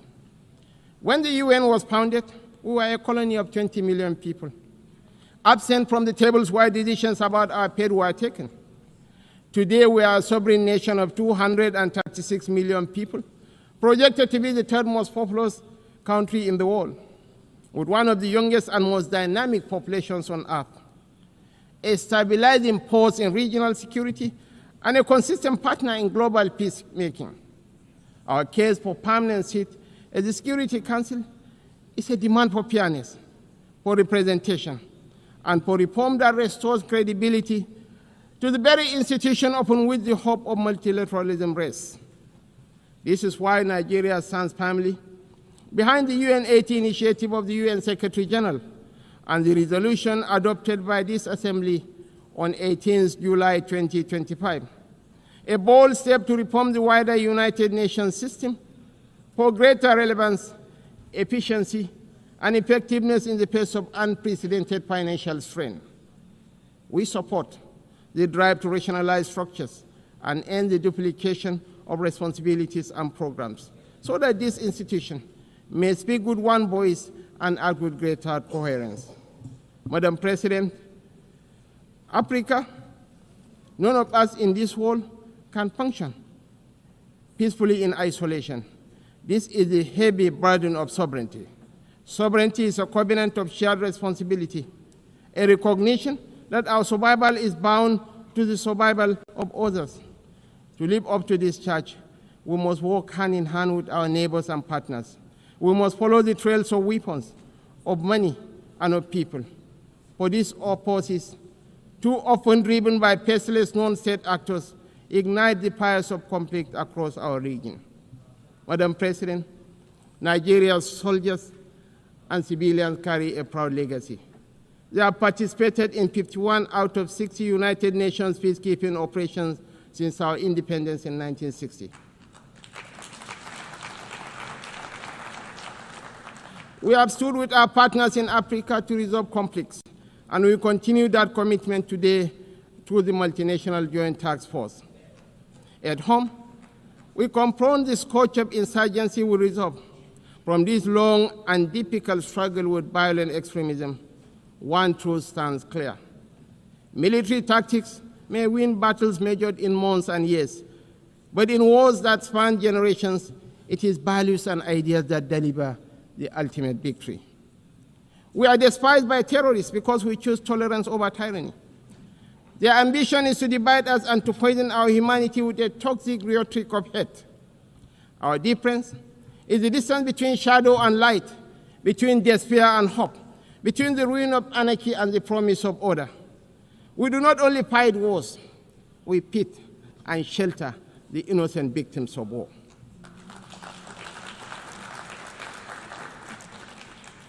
This is why we are not indifferent to the devastations of our neighbors near and distant. This is why we speak of the violence and aggression visited upon innocent civilians in Gaza, the illegal attack on Qatar, and the tensions that scar the wider region. It is not only because of the culture of impunity that makes such acts intolerable, but because our own bitter experience has taught us that such violence never ends where it begins. We do not believe that the sanctity of human life should be trapped in the corridors of endless debate. That is why we say, without stuttering and without doubt, that a two-state solution remains the most dignified path to lasting peace for the people of Palestine.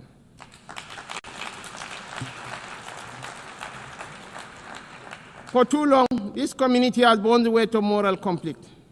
For too long, we have been caught in the crossfire of violence that offends the conscience of humanity. We come not as partisans, but as peacemakers.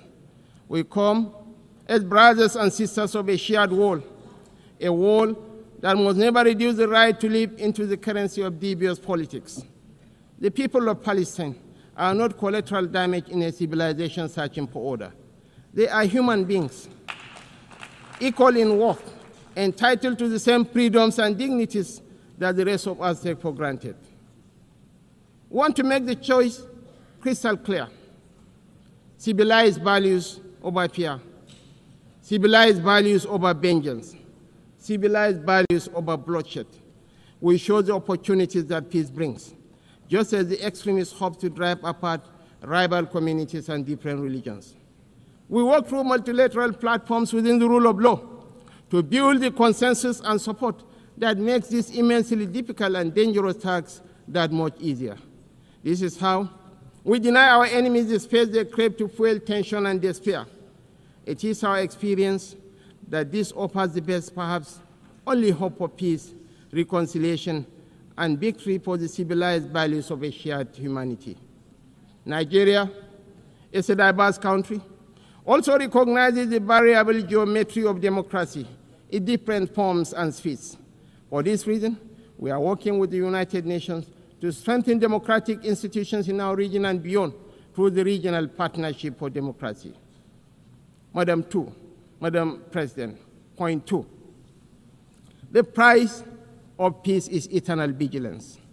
The increasingly difficult security outlook has prompted many member states to count the cost of the emerging world order. We in Nigeria are already familiar with so difficult choices: infrastructure renewal or defense platforms, schools or tanks. Our view is that the path to sustainable peace lies in growth and prosperity. The government has taken difficult but necessary steps to restructure our economy and remove distortions, including subsidies and currency controls that benefited the few at the expense of the many. I believe in the power of the market to transform. Our task is to enable and facilitate, and to trust in the ingenuity and enterprise of the people. But the process of transition is difficult and brings unavoidable hardship. This year, we held the inaugural West African Economic Summit in Abuja to bring investors and opportunities together. The results far exceeded our expectations and are a clear indication of what innovation can deliver. It is in that same spirit of dynamic review that I invite the United Nations to re-examine the best use of scarce resources. One critical area is climate change. It is not an abstract issue about an indeterminate fate to be settled at some distant point in the future. It is not even solely an environmental issue. It is about national, regional, and international security. It is about irregular migration. Truly, this is an everyone issue. We are all stakeholders, and we are all beneficiaries of the best outcomes. Madam President, this is why relevant ministers have been instructed to work with the UN to make the best use of climate funds. We believe there are huge shared dividends to accrue from increased support for education, for resilient housing, for access to technology and financing to allow vulnerable communities to thrive, to become part of solutions rather than problems. Nigeria and Africa have made significant strides in recent years to put our affairs in order. We can take that progress to the next level, a level that presents new opportunities for trade, investment, and profit, if we can assess reforms to strengthen the international financial architecture. We need urgent action to promote debt relief, not as an act of charity, but as a clear path to the peace and prosperity that benefits us all. I'm calling for new and binding mechanism to manage sovereign debt, a sort of international court of justice for money that will allow emerging economies to escape the economic straitjacket of primary production of unprocessed exports. It has been over 4 decades since the Lagos Plan of Action outlined a route away from debt and dependence that highlighted opportunities that today should still be explored for local added value for processing and manufacturing in everything from agriculture to solid minerals and petrochemicals. The African Continental Free Trade Area is a remarkable achievement of cooperation. We remain fully committed to the achievement of the SDGs and are convinced that this can be best delivered by focusing principally on our primary mission of growth and prosperity. Madam President, on our third point, we welcome steps to move towards peace in the Democratic Republic of Congo. We agree that international investment and engagement offer a way out of the cycle of decay and violence. Access to strategic minerals from Sierra Leone in the 1990s and Sudan today has for too long been a source of conflict rather than prosperity. Africa, and I must include Nigeria, has in abundance the critical minerals that will derive and drive the technologies of the future. Investments in exploration, development and processing of these minerals in Africa will diversify supply to the international market, reduce tensions between major economies, and help shape the architecture for peace and prosperity on a continent that too often in the past has been left behind by the rivalries and competition between different power blocs. We know in Nigeria that we are more stable when those communities that have access to key resources are able to benefit from these resources. This has been our journey in the oil-producing region of the Niger Delta.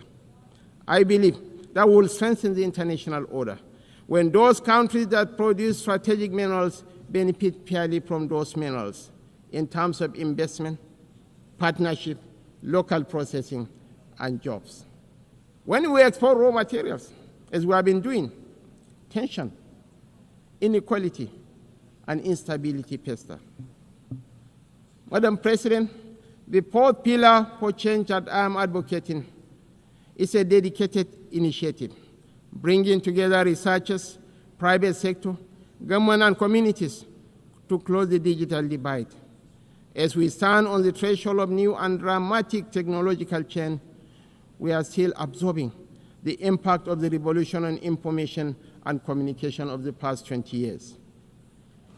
We understand better than we did the opportunities technology offers, as well as the safeguards we need to enable growth and mitigate the potential for corruption. Some worry about fake news. Truly, we have plenty of that, with the potential of devastating real-world consequences in countries rich and poor. I am more worried about an emerging generation that grows ever more cynical because it believes nothing and trusts less. As technology shakes up public administration, law, finance, conflict, and so much of the human condition, I'm calling for a new dialogue to ensure we promote the best of the opportunities that are arising and promote the level of access that allows emerging economies more quickly to close a wealth and knowledge gap that is in no one's interest. I join you today to reassert Nigeria's commitment to peace, to development, to unity, to multilateralism, and to the defense of human rights is beyond compromise. For none of us is safe until all of us are safe. The road ahead will not be easy, and we know there are no quick fixes to the trials that test the human spirit. Yet history reminds us that bold action in pursuit of noble ideals has always defined the story of the United Nations. Time and again, we have found the wisdom to balance sovereign rights with collective responsibility. That balance is once again in question. But I believe, quite passionately, that a renewed commitment to multilateralism, not as a slogan, but as an article of faith, remains our surest path forward. Nigeria dedicates itself fully and without reservation to that noble cause. I thank you all for listening.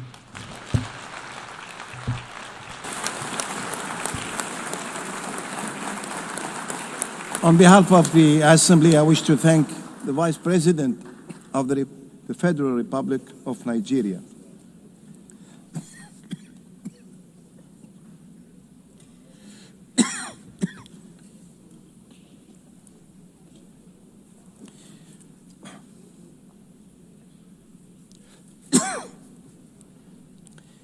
The Assembly will hear an address by His Highness Sabah al-Khalid al-Sabah,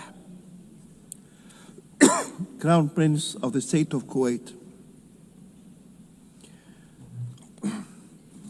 I request the protocol to escort His Highness and invite him to address the Assembly.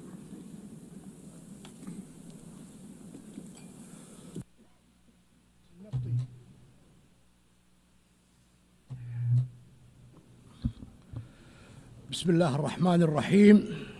the name of God, most compassionate, most merciful, Your Excellency, Madam President Annalena Baerbock, President of the General Assembly, Your Excellency, Mr. Antonio Guterres, UN Secretary General, Your Excellencies, Your Majesties, heads of delegations, distinguished ladies and gentlemen, may the peace of God be upon you. At the outset, it gives me pleasure to convey to you the greetings of His Highness Amir of the State of Kuwait, Sheikh Mish'al Al-Ahmad Al-Jaber Al-Sabah. May God protect him. And I convey his wishes for a successful UNGA-AT.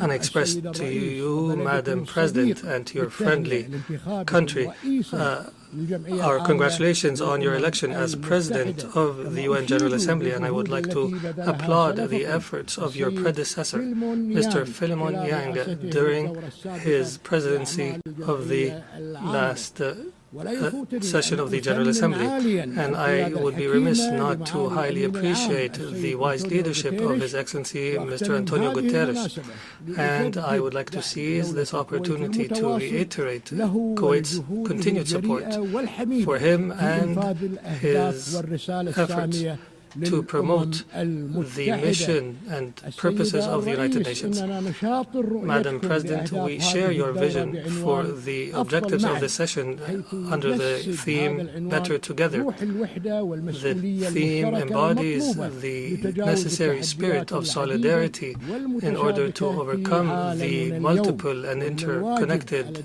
challenges today. It is incumbent on member states to work together to preserve this organization as the cornerstone of multilateralism and as the refuge for states and peoples in order to address their disputes and overcome the challenges and to determine the means to achieve economic, social, and human development throughout the world. Before we look towards the future, we must reflect on the previous 8 decades.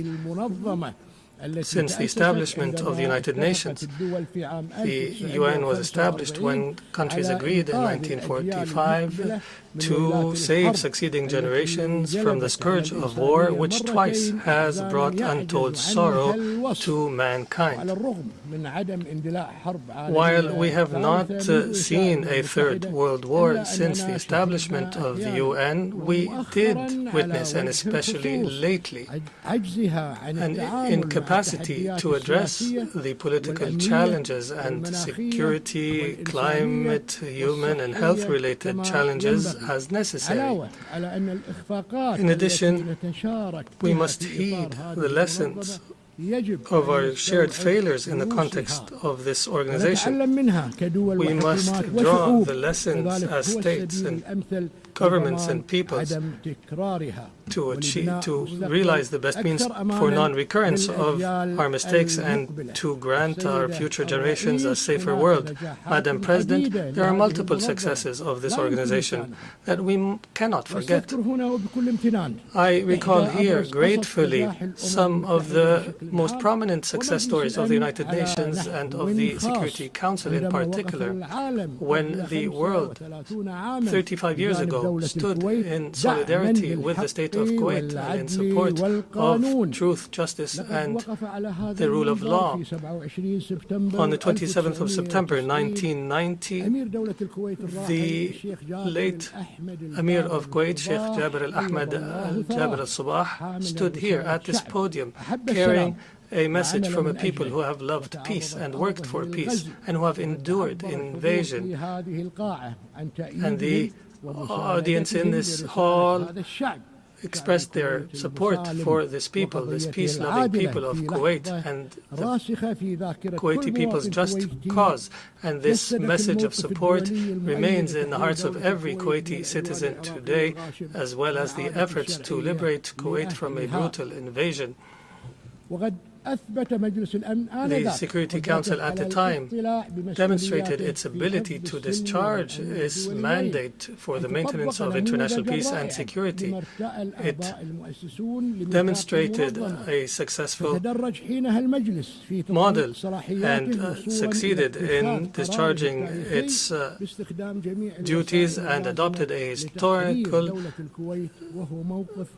resolution to take all means necessary to liberate Kuwait, and this action by the Security Council remains forever remembered in the hearts of the Kuwaiti people.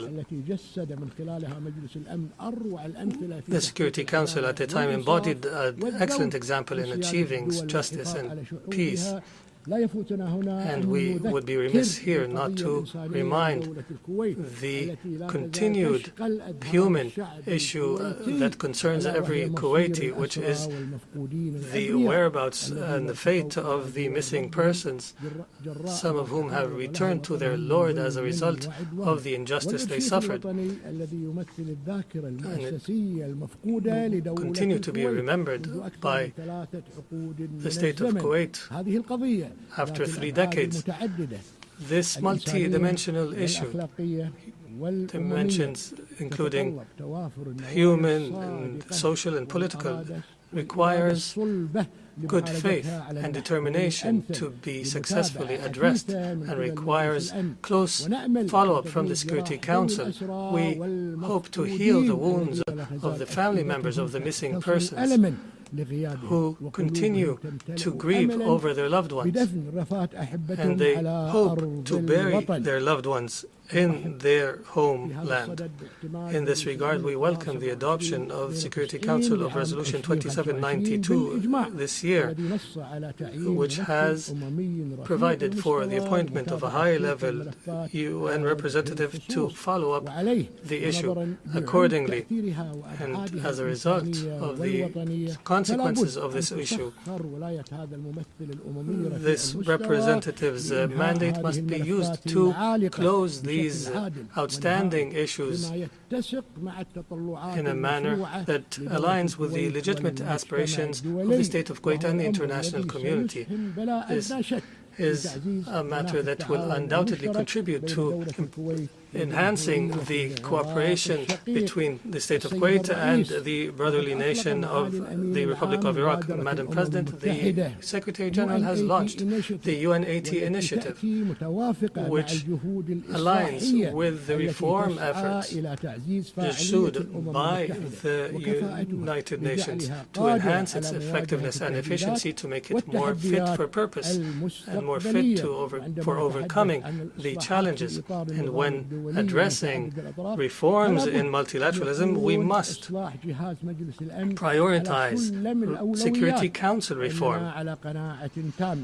We are firmly convinced that there is a dire need to reform the Security Council in a manner that enshrines justice, transparency, and credibility, and the non-selectivity, in order for the Security Council to become more capable of addressing contemporary threats, and so that its composition more accurately reflects the world we live in today. Madam President, Kuwait is honored to preside over the current 45th session of the Supreme Council of the Gulf Cooperation Council. Throughout time, the GCC has proven that it is a major pillar for stability and prosperity in our region.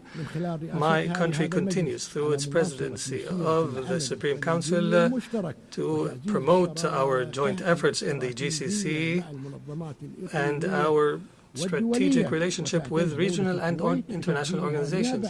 And we take pride in our efforts on behalf of our brothers and sisters in adopting the resolution related to the cooperation between the GCC and the United Nations. We look forward to the initiatives that will be taken in different spheres. We people of the Gulf do not know the impossible,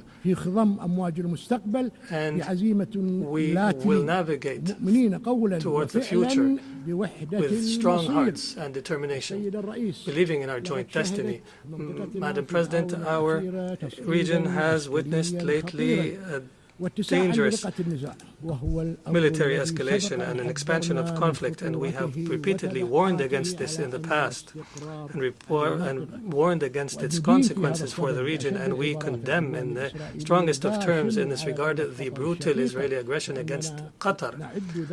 We consider this attack a blatant violation of all international customs and norms, and an attack against a mediator that is working faithfully for the sake of peace, and we reiterate our complete solidarity with our brethren in Qatar, and we reiterate that any threat against any member state of the GCC is a threat against every member of the GCC.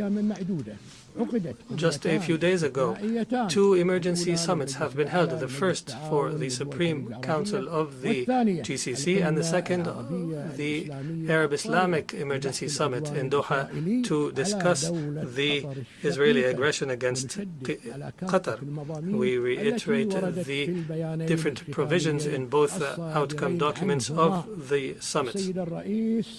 Madam President, Kuwait continues its tireless efforts that have continued throughout 2 decades to assist Iraq to achieve the legitimate aspirations of the Iraqi people and our brothers and sisters in Iraq, and in order to promote stability and security in the region through bilateral agreements that are the cornerstone for defining our means of cooperation in order to build a better future for both our countries and to turn the page on the painful past.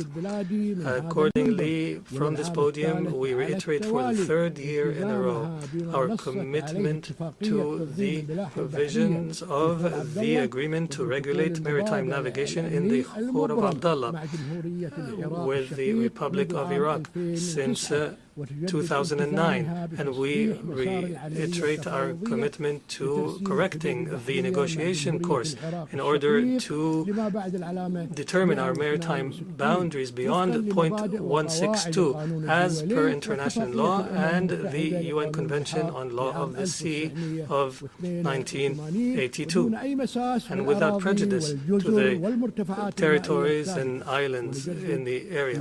And we reiterate at the same time our call on our sisters and brothers in Iraq to respect the provisions of the effective agreements between us in order for us to be able to unleash the prospects for cooperation between our 2 countries to greater heights.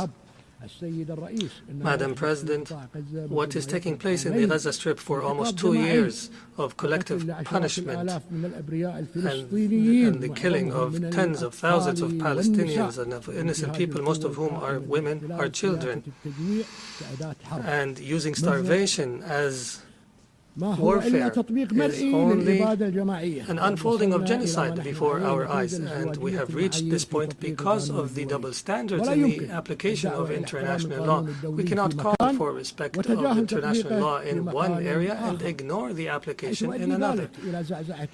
This leads to undermining trust in the international system. The state of Kuwait once again condemns the Israeli aggression against the Gaza Strip and against all occupied Palestinian territory, and we call for an end to this aggression immediately and to allow for uninterrupted humanitarian access.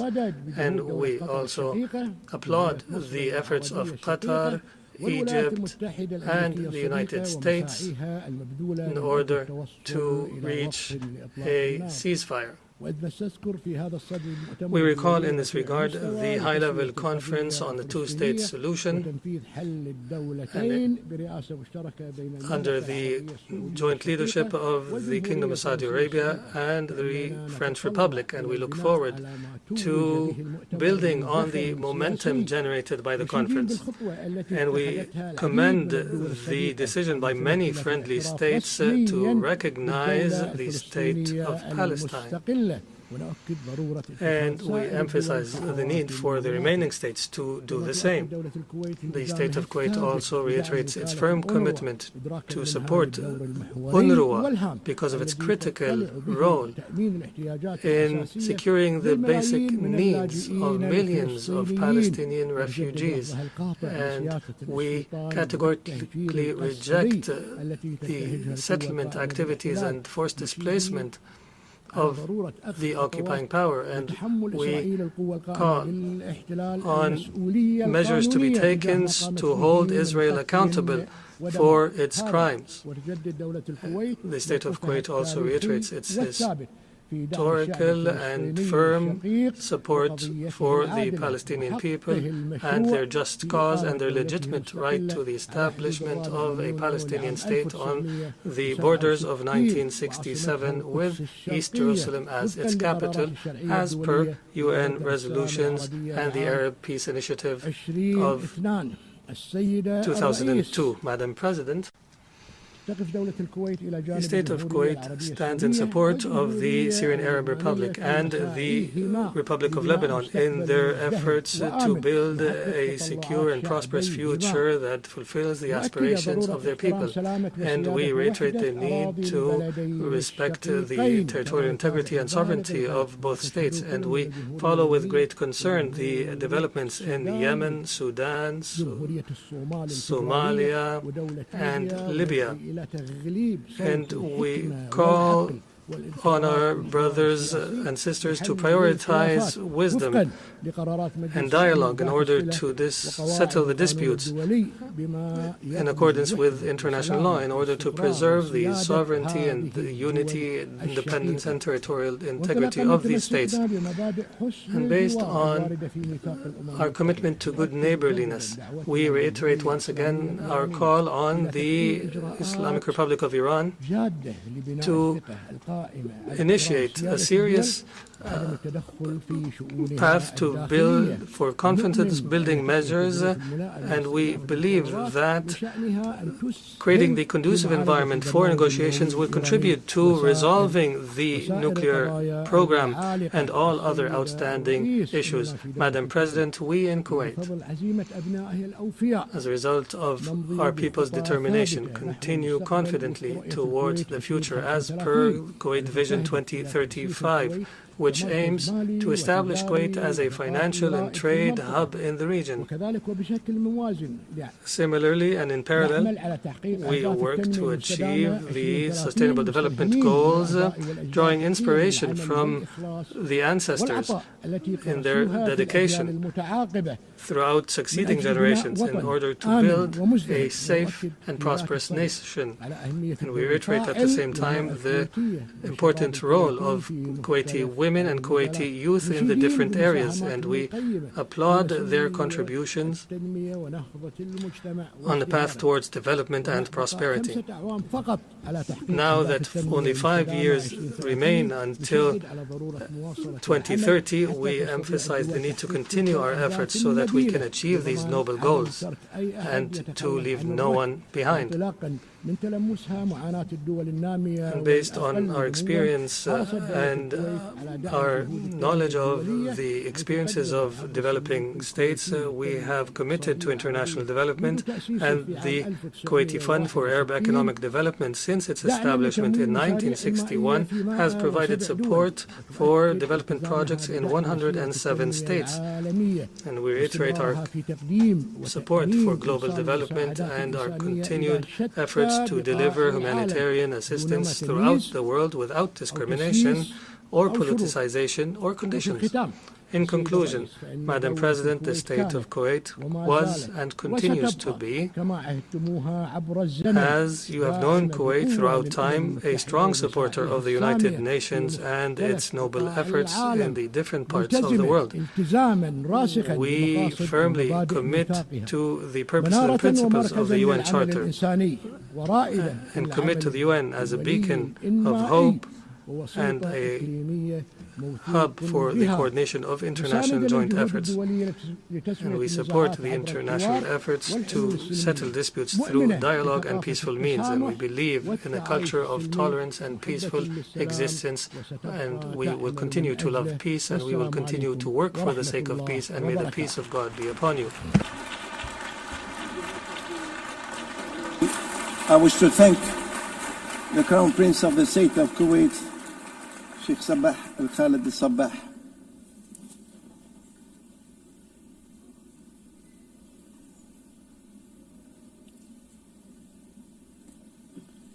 Now the Assembly will hear an address by His Excellency Anthony Albanese, Prime Minister of the Commonwealth of Australia, and I request the protocol to escort His Excellency and invite him to address the Assembly.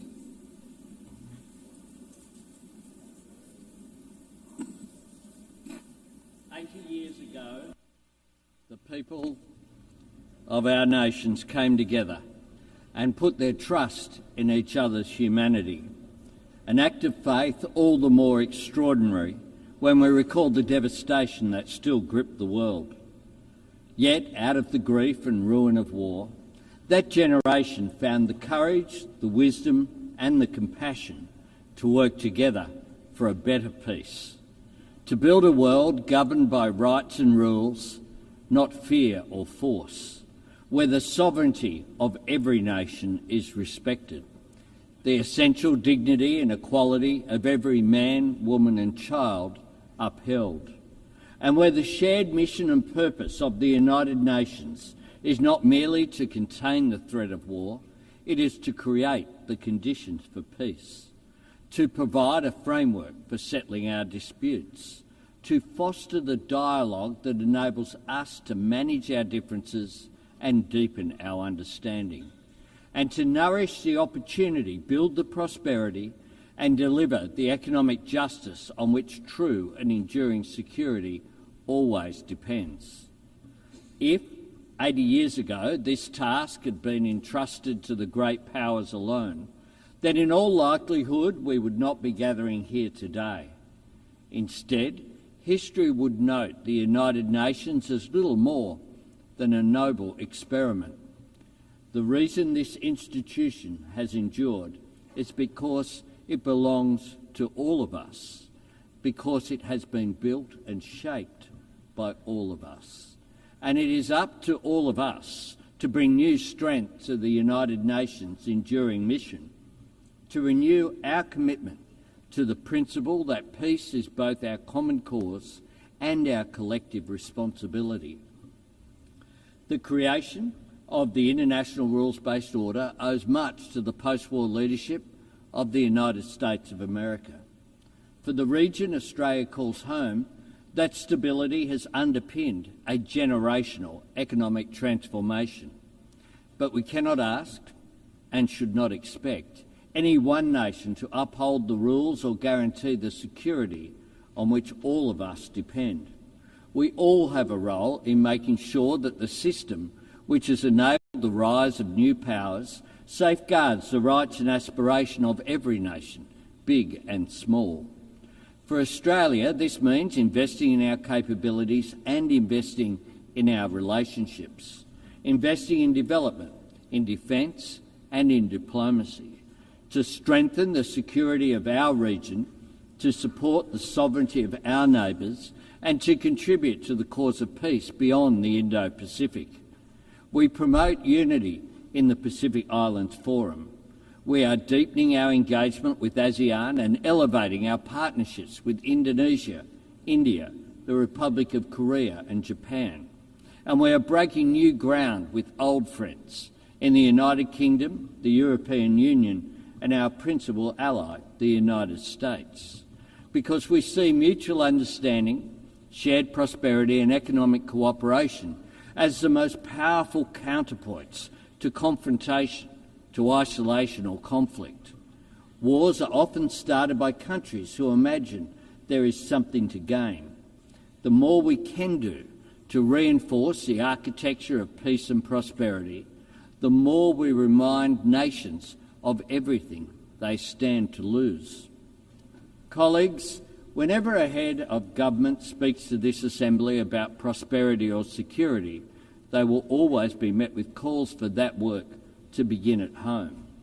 Part of our job is demonstrating to the people that we serve that what happens in the world matters to them, that when we cooperate to enhance security, contribute to alleviating poverty, or commit to protecting the natural environment, when we support the agency of forums such as the G20 or APEC, or invest in diplomatic partnerships like the Quad, none of this means setting our national interests or our people's values aside.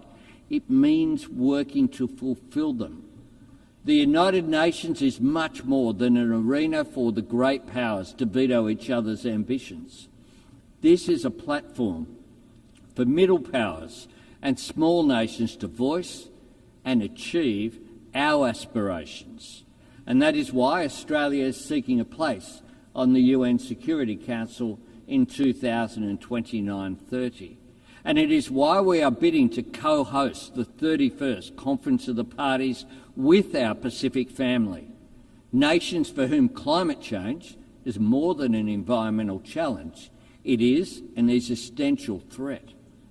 This is a place for the global spotlight to shine on suffering and struggles that might otherwise be forgotten, and for the international community to work together to advance our shared interests and to tackle challenges we cannot meet alone. In 2025, we are confronted by all manner of these challenges in old forms and new. Dictators whose hold on power derives solely from their capacity for cruelty to their own citizens. Tyrants who invade sovereign nations to further their own ambitions. Regimes willing to crush their own people beneath the weight of oppression. Autocracies deploying new technology to undermine our trust in democracy, institutions and each other. Intimidation and coercion on the seas and